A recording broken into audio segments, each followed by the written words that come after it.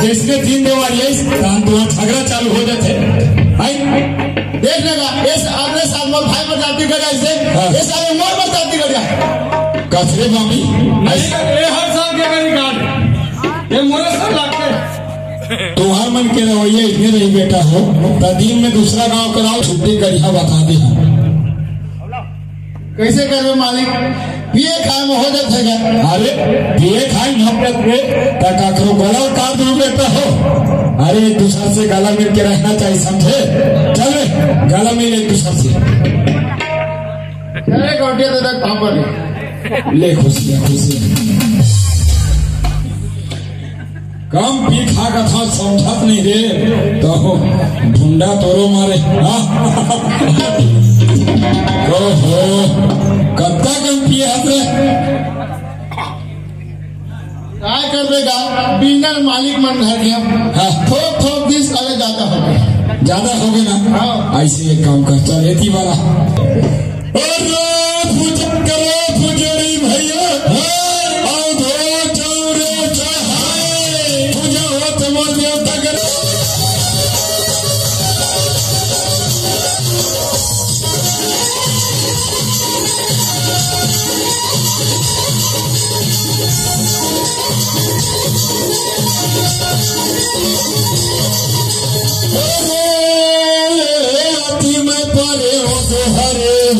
भैया जाति में देवा था आसी थे अनिधा में तेरे घर भरे मालिक जुग जी औलाद बार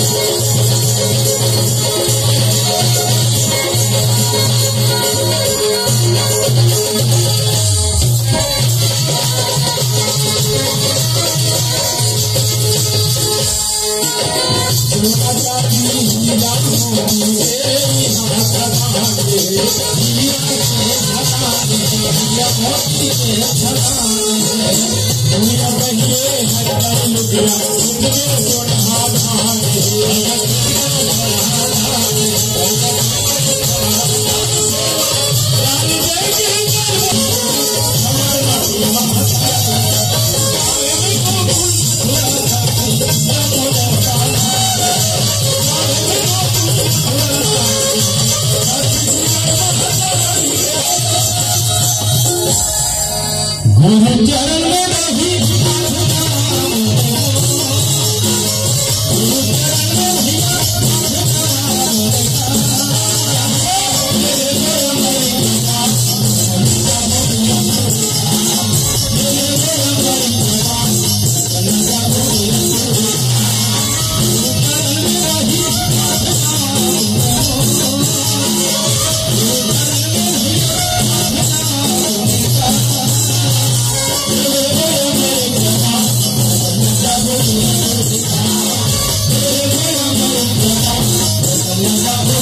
Thank you.